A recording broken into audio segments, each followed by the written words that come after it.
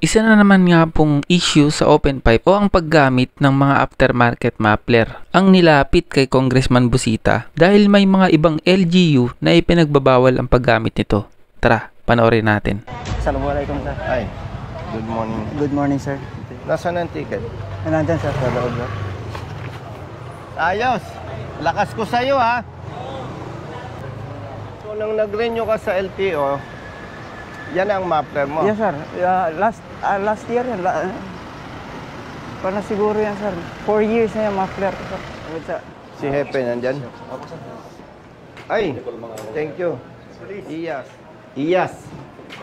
Iya, sir. Iyas. Full force. O, sir, alam na Alam mo ba kung bakit full force? Niyabagin po, sir, kapo. Tumawag ako sa superior nito sa Iyas NCR.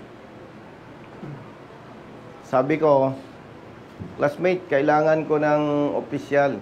Mayroon akong aaksyonan sa Iyas. No? Sa Las Piñas. Akalaan mo ang sagot sa akin. Titingnan niya raw kung pwede. Huwag niyong gagayahin yun. Hindi public service yun. Kaya sa central ako tumawag.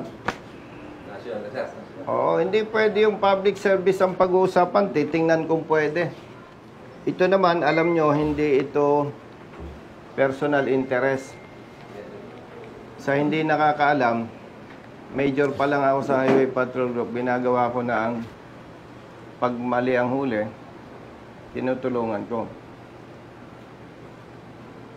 Hanggang sa nag-retire ako, natulong, nakasuhan pa. Bakit daw ako nakikialam, retired na. Bumalik na lang ako sa public service, sa Kongreso. So, doon sa hindi masyadong alam yung ating advokasya, ito ay hindi trabaho ng congressman. No, advokasya lamang. So, pag tiningnan natin, wala namang nagbabawal sa batas na tumulong sa kapwa. Hepe, kaya tumawag ako sa iyo kahapon. Pag may mali, may problema, kailangan nandyan na yung IAS. Ang mandato naman ng IAS, mag-imbestiga para ma-observe yung due process. Itong kapatid nating taga Mindanao, Alonto Jalani. Kapatid na Muslim ka. Saan ka sa Mindanao? Sa Marawi sir. Marawi.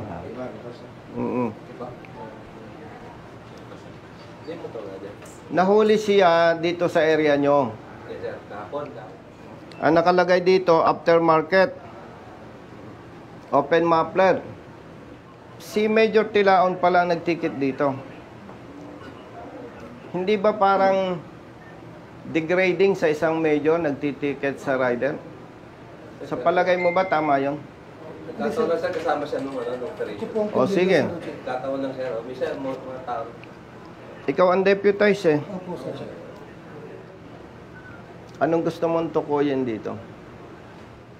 Yung aftermarket, sir, pinapalitan nila po yung stock. Pag sinabi mong aftermarket, Yung original, hindi yung sir, original. Opo, sir. Tinatanggal nila yung original. Aware ba kayo na meron tinatawag na Private Motor Vehicle Inspection Center? Yes, sir. LTO, sir. Accredited ng LTO. Alam mo? Opo, sir. Alam mo? Yes, sir. Okay. 99, 97.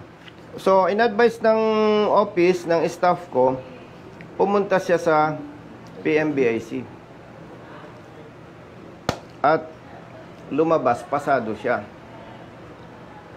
Ilang decibel, sir? 86 sir. 86.3. Ngayon, Pero notified ba, sir? kapatid, explain ko sa'yo, kung sa tingin mo mali ako, ipagtanggol mo yung staff mo. Sir. Pag sinabing modified, hindi kailangang, peram ng ballpen mo, Hepe. Hindi yan. Ballpen.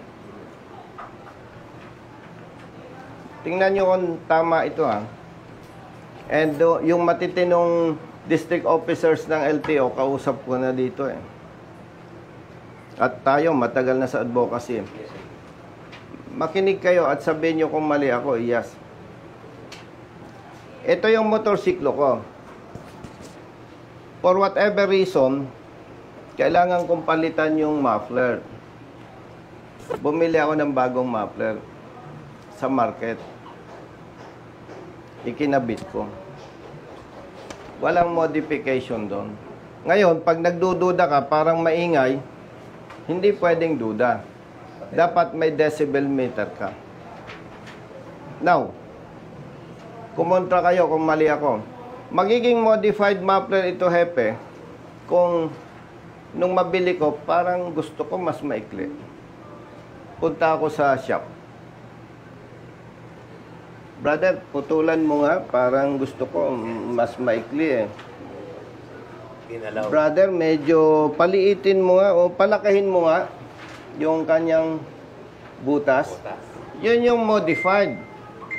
Pero brothers, Hepe, pag hindi mo ginalaw yung muffler, hindi yan modified.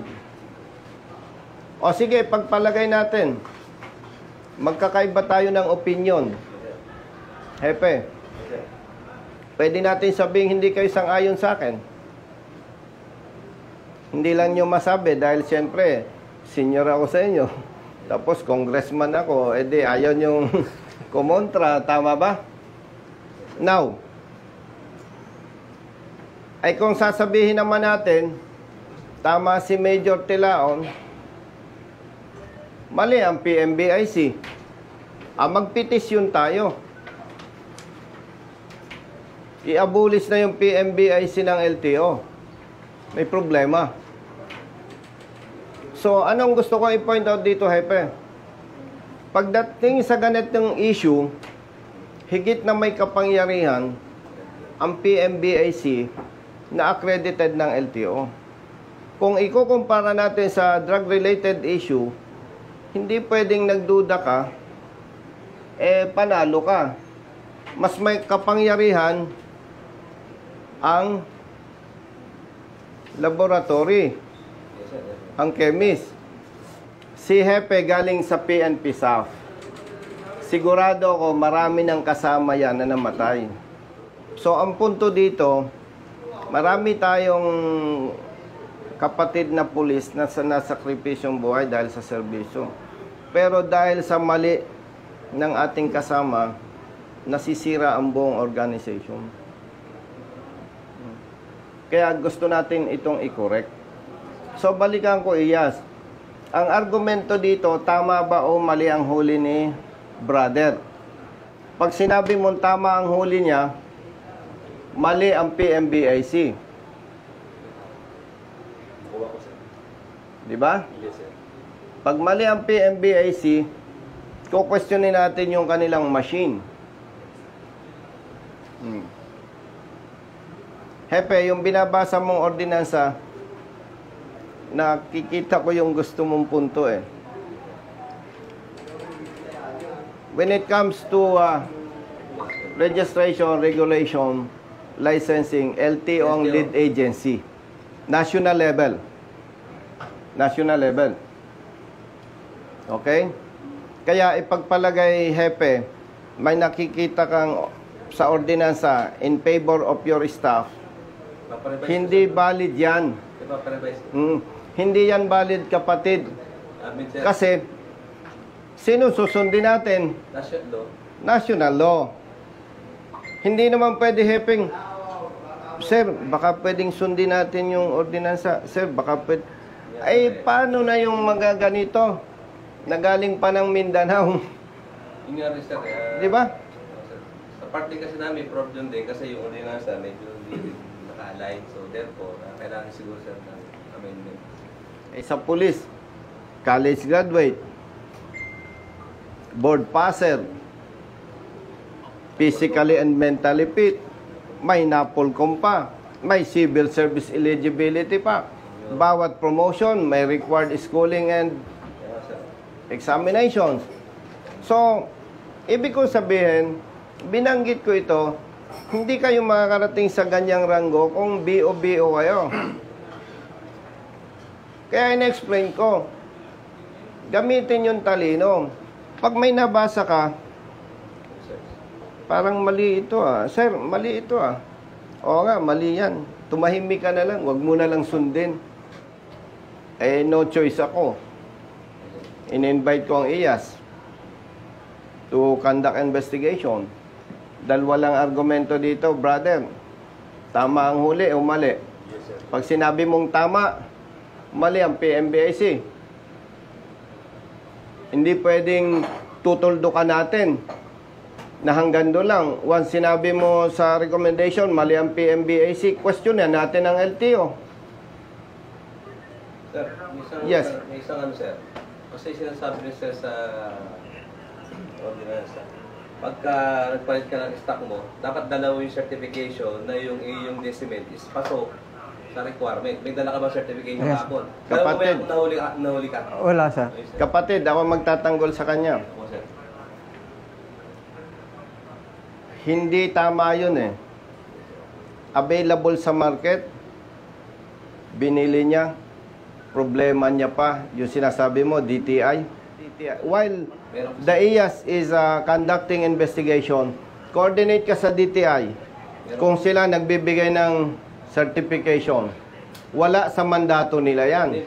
Hindi niya trabaho yung gusto ng ordinansa. Sir, gawin ko lang yan, sir. Suggestion ko na lang, sir, na sana sa mga doon sa hindi satisfied sa stock, baka pa nag-upgrade kayo, napasok naman sa market kasi di ba bebenta siya kung bawal yan. Baka para hindi na kayo maabala, pag dahil gusto mo nung pumorma, kasi may pera kayo, gusto nyo i-upgrade yung tambucho.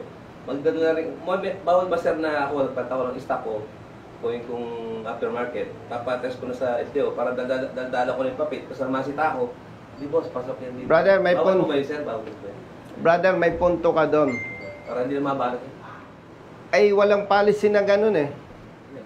Kung gusto ninyo, matikas kayo, bumili kayo ng decibel meter, Wala pa nga tayo pang analyzer, breath analyzer, sir. Oh. May patas tayo, wala pang bili. ay sorry tayo. Ay, sir. May motorsiklo ko, nagparehistro ko, dumaan sa PMBIC, Oh, sir. may inspector pa ng LTO, everything na nadaanan ko. Magkano ang PMBIC? 560, sir. O, 560. Tingnan lang kung dala niya from the beginning. Ay wala, kasi hepe, nung nagparehistro siya, planchado na eh. Nahuli ng bata mo, ng staff mo.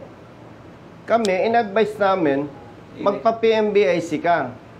Sacrifice. Why? Kasi hindi pwedeng kwento lang. Kailangan, may papel. Kung pupunta ako dito, abalahin ko ang IAS, abalahin ko kayo, tapos hanggang kwentuhan lang tayo. Oh. Maulit, sir. So, by the way, isasubmit natin ito sa IAS to conduct investigation. Yes, sir. Yes, sir. Dalawa lang ang argumento, tama o mali. Pag sinabi mong tama ang huli, questionin ninyo ng PNP yung PMBIC. Sir, yung legality o apprehension, sir, ang ating Yes, exactly. At syempre, sa ngalan ng public service, pag may mali ang pulis, papasok si IAS, iimbestigahan, pag may mali, may ire-recommenda siyang administrative sanction. Brothers, sisters, hindi ko gusto ito, pero kailangan natin gawin to. We will observe due process. Nandyan si IAS. Ngayon, brother, ikaw ang chief ng traffic. Magkano ang multa nito? Bali, 2K, sir. 1,000.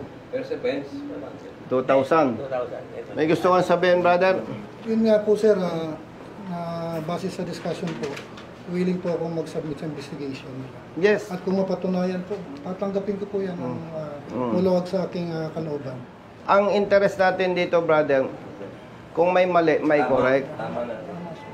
At makakaasa ka, kahit congressman ako, hindi ko ito ipipressure na yung gusto ko mangyari. Hindi ka naman magiging colonel at hindi ka ma-assign sa IAS kung wala kang, hindi ka qualified sa investigation. And siya yung district chief ng IAS sa Southern Police District. Kung siya ay magko-contest hepe, magpapile, a-attend ng hearing, Hindi naman pagka-hearing, desisyon. Babalik, di ba? Tapos babalik, 3 days. O magkano sweldo mo isang araw?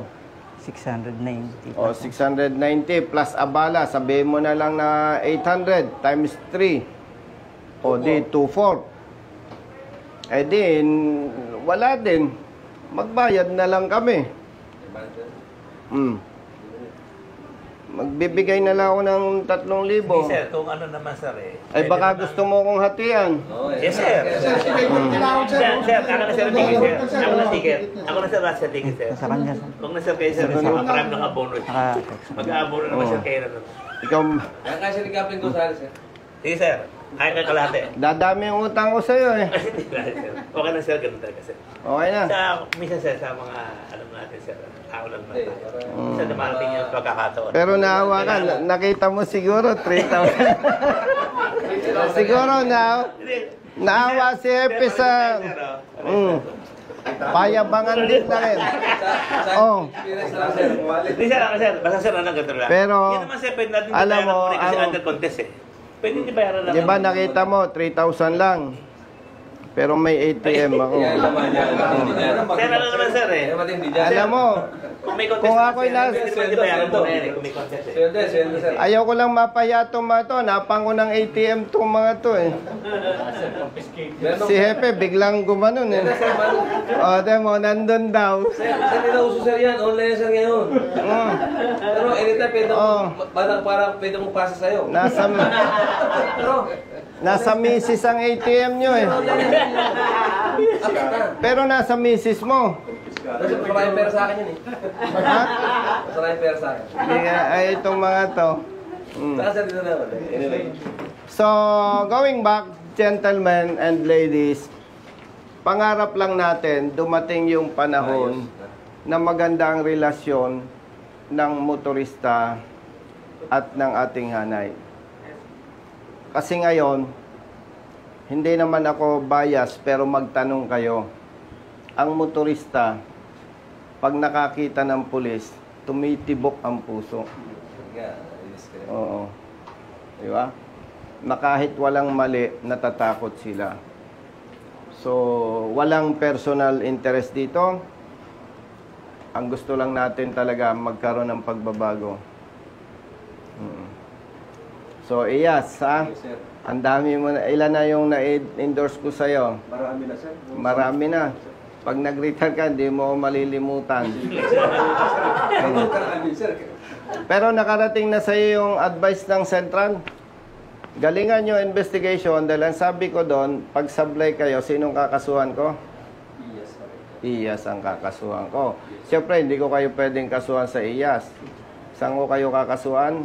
Ombudsman. Alam mo no? Memorize ko na, sir. Memorize din, no? So, ihingi ako ng paumanhin sa'yo, kapatid. Kami rin po sir, ako rin po. Sana'y maunawaan mo. Mali po rin kami. Sana maunawaan mo. No? At ito naman ay para sa bayan, hindi para sa atin. Ay, lagi ko kayong Parang gusto kong mapayak excited dito. na ako nung marinig ko Excited na pupunta kayo siya dito. na ipapatawag kita. Hindi na ako nakatulog kagabi nang sinabi na ito. Nagalakan kayo. Nako, guilty na ako nito. Sir, kagabi daw nakatulog din sa kagabi sir. Ito naman, tinawagan ko. Akala niya, sablay na naman siya. Di ba? Ay, ang usapan namin, pag sablay ang tao niya, bayad siya. Oh. Pero anong usapan? Hati? Hati? Sir, Hati? kasi under ano naman yan eh. Test. Content. Kahit sir, di bayaran mo na yan. Huwag mo na hold suspended. Pwede naman yan. Ngayon, ako na sir, bakit? Kasi sa amin naman yan. Di ba sabi mo, pag magre-regalo ka sa akin sa birthday ko? Sir, parang mali sir eh. Birthday ko nakaraan. Nakalimutan ko sir. Kailan birthday mo? May 19, hindi niyo pa sa akin ng number. Naku, ka-birthday ng mother ko nga pala to, no? Okay na sir. Hindi, sorry. Okay na po sir. Marami ka pa naman birthdays. Yes sir. No? Ilista mo na lang. Pinatawag ko si, Sir, sa akin naman sir, meron lang akong sir, bago tayo mag-ahiwalay. Sana sir, bilang nasa Congress naman kayo, ilang namin sana sir sa aming kapulisan sana magkaroon tayo malinaw na policy. So, yung mga NGO, nag-i-issue ng mga eksakto ka. hindi siya ng mga ordinance, hindi naman naka-align sa national. So, kami sir, police kami naman hirap na hirap din kasi minsan kung hindi mo alam talaga, may batas kami, general, pero may mga... May banggaan. May banggaan, may tulad niya sir. Tama kayo, hindi man ibebenta sa market kung hindi pasado sa allowable decibel. So, ang tanong nga lang dyan, siyempre, yung mga police, layman's din yung mga sir, dadaan sa checkpoint, palit, nakalagay, modified. Modified nga, pero pasok sa decibel, so allowed pa rin. Yun nga na sana, dapat pero nating Maraming- kung di anti-police bago i-release, may certification, pag nakita ng check, kami sa police, totoo lang, yung decibel, sa'yo ko na narinig yan, sir eh. So, nag-resign ako. Akala ko sa decibel. Kasi akala mo ang decibel. Yung, ano yun eh, tawag ko, Serena. Ano mo sir, decibel? Akala na si Jezebel yung Serena. Para ma-indicate din na dapat mga police namin, Awareness. ano yan, stock yan, pinata ng aftermarket. O pag hindi mo gilaw, yung palagay mo, ano problema? Hepe. Approve ng DTI yan. Hepe, 100% agree ako sa'yo. Ang problema lang, hindi ako si Superman. Pero 100% agree ako sa'yo. Mayroon pang ang lokal na pamahalan eh. Ipinagbabawal yung helmet eh. Ay, madalo. Anti-criminality. Bangga yun sa national law. Pangalawa, pag tiningnan mo ang statistics, mas marami ang namamatay for not wearing helmet kaysa shooting incident. So, babalansin mo yun eh. Pero tama ka eh. Ang problema lang, hindi tayo si Superman. And even Honorable Congressman Gatchalian, Secretary ng DILG, ang sabi niya, pag may ganitong issue, sampahan ng kaso sa korte. Ang magsasampa, yung aggrieved party. Hindi naman natin sila hinahamak. Ano ang kakayahan nilang magkuha ng abogado? Absent sa trabaho. So talagang, malaki ang problema talaga. Kaya lang, hindi natin pwedeng sukuan. Kaya ang challenge ko na lang sa mga kapatid nating pulis, hindi naman kayo magiging pulis kung mahina kayo. Kaya basa-basa, pagbanggain mo yung national law at local ordinance, pag nakita mong may sablay, huwag mong sundin. Huwag mong sundin. Otherwise, makakasuhan ka sa IAS, maabala ka. Wala eh, kailangan natin tong gawin eh. Nakikita ko kay Major Tilaon, mabait naman, pero hindi nga raw siya nakatulog nung nasabihan mo na magkikita-kita tayo. Pero hindi sa ngalan ng public service kasi, Hepe, alam mo yan eh, hindi pwedeng ang papairalin mo lagi. Yung emotion eh. Talagang, there are times na kailangan magmatigas ka eh. Kahit masakit eh. So, again, kung medyo sa iba ay hindi acceptable yung gusto nating mangyari, pero sorry. Kailangan natin protektahan ang mga motorista para magkaroon ng pagbabago. Kasi nga, nagtitiis, taga Mindanao, malayo sa pamilya, 2,000. Anyway, ang license hindi confiscated. Hindi po sir, kasi Wala na sir, hindi na. Kaya lamang natin ito inaksyonan. Halimbawa, hindi ka tumawag sa opisina, hindi natin ito inaksyonan. Magre-report sila sa LTO. Yari ka pa rin. Hindi ka makarenew ng rehistro. Pangalawa, nag-i-increase to. Nag-i-interest to. Sabi ni Hepe, siyang bahala dito. Okay. Ano yan? Kasi sir, ano Ay, kailangan yan eh. Yeah, ako na. Xerox na naibigay sa'yo. Hindi, kasi clear ko yun. Tama. Okay, kasi clear ko sir. Brother, ito yung PMBIC result. Ito yung ORCR niya. Ito yung ticket niya. So, paano? Ako'y may lakad pa. Brother, I'm sorry. Sir, okay lang po. Ah. Wala pong problema. May service nga eh.